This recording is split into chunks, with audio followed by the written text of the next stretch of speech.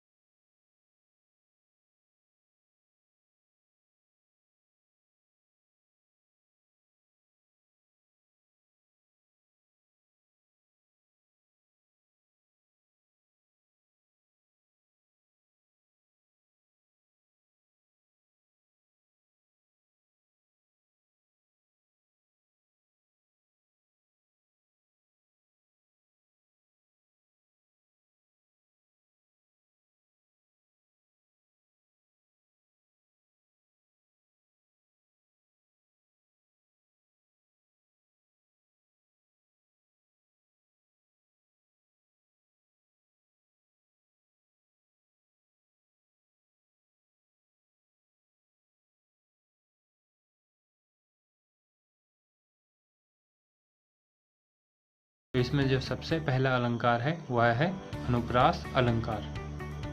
अनुप्रास अलंकार, इसकी जो डेफिनेशन है, जहाँ किसी पंक्ति के शब्दों में एक ही वर्ण एक से अधिक बार आए वहाँ अनुप्रास अलंकार होता है, अथवा जहाँ वर्णों की आवृत्ति के कारण कविता में चमत्कार उत्पन्न होता है वहाँ अनुप्रास अलंकार होता है।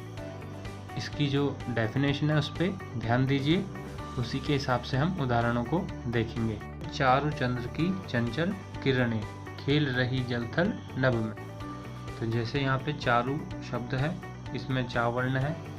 अगला जो शब्द है चंद्र, इसमें भी चावर्ण है। और उसके बाद है चंचल। तो इस तरह से यहाँ पे चावर्ण की आवृत्ति हो रही है। वर्ण यानी कि अक्षर, वर्ण का मतलब अक्षर। तो जहाँ कविता में वर्णों की आवृत्ति बार बार हो वहाँ अनुप्रास अलंकार होता है। तो ये जो लाइन है यहाँ पे आपको दिख रही है, चारुचंद्र की चंचल किरणें, ये कविता की लाइन है। और यहाँ पे चावर्ण की आवृत्ति के कारण यहाँ पर अनुप्रास अलंकार है। अगला उदाहरण, अगला भी चावर्ण की आवृत्ति यहाँ पे हो रही है। चंदू के चाचा ने चंदू की चाची को चांदनी चौक में चटनी चटाई। तो पूरे ही लाइन में चावर्ण की आवृत्ति है, इसलिए अनुप्रास अलंकार है। पावस ऋतु थी पर्वत प्रदेश, पल पल परिवर्तित प्रकृति वेश। यहाँ पे पावर्ण की आवृत्ति हो रही है, इसलिए यहाँ पे अनुप्रास अलंकार है। यहाँ पे पावस का मतलब वर्षा। तो वर्षा ऋतु में प्रकृति अपना रंग हर पल में बदलती रहती है। तो लेखक यहाँ पे यही कह रहे हैं, पावस ऋतु थी पर्वत प्रदेश, पल पल परिवर्तित प्रकृति भेष। यहाँ पे पावर्ण की आवृत्ति है, तो पा वर्ण की आवृत्ति के कारण यहाँ पे हो जाएगा अनुप्रास अलंकार, जो इसकी डेफिनेशन में दिखाया गया है। तो कभी भी अनुप्रास अलंकार को पहचानना हो तो वहाँ पे वर्णों की ही आवृत्ति होती है। अनुप्रास अलंकार के 5 भेद होते हैं, जिसमें छेकानुप्रास, वृत्यानुप्रास, लटानुप्रास, श्रुत्यानुप्रास, अंत्यानुप्रास। अनुप्रास अलंकार के भेदों के भी हम एक अलग से वीडियो बनाएंगे, तो इसलिए आप हमसे जुड़े रहें। यदि आप अभी तक हमसे नहीं जुड़े हैं तो सबसे पहले हमारे चैनल को सब्सक्राइब कीजिए, बेल आइकन को ज़रूर दबाइए।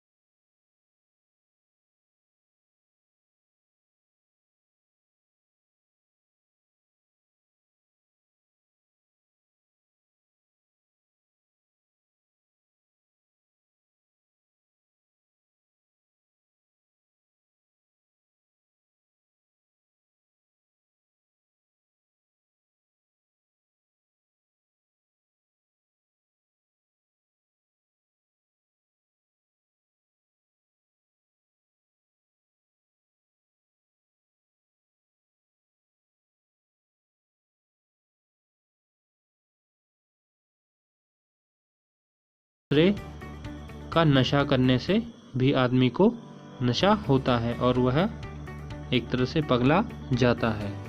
तो यहाँ पे रहीम यही कह रहे हैं, कनक कनकते 100 गुनी, मादकता अधिकाय, वा खाए बहराई नर या पावे बहराए। एक को तो खा करके मनुष्य को नशा होता है, एक को प्राप्त करके यानी सोने को प्राप्त करके इंसान को, सोना यानी धन संपत्ति, जब इंसान को धन संपत्ति प्राप्त होती है तो वह नशे में चूर हो जाता है। इसके विपरीत जब मनुष्य धतूरे को खाता है तो उसे भी नशा लगता है। तो इसलिए यहाँ पे कनक कनक में यमक अलंकार है।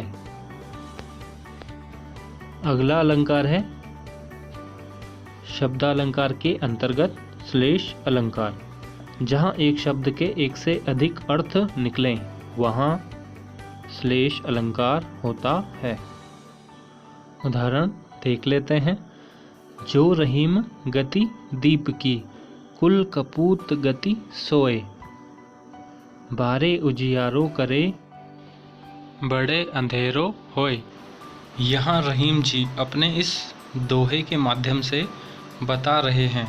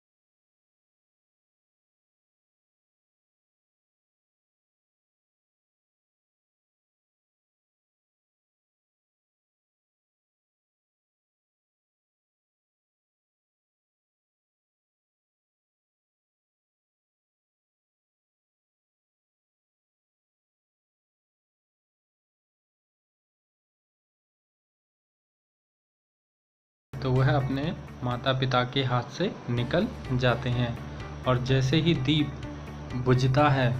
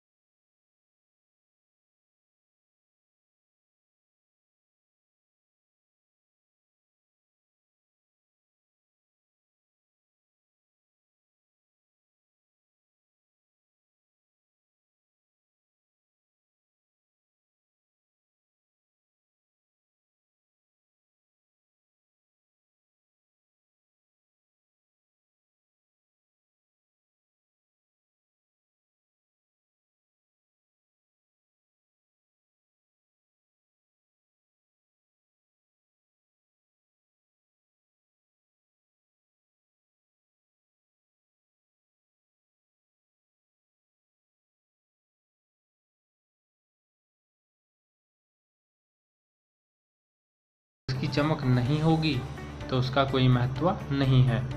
मानस यानी कि मनुष्य के साथ उसकी इज्जत नहीं है तो मनुष्य का भी कोई मोल नहीं।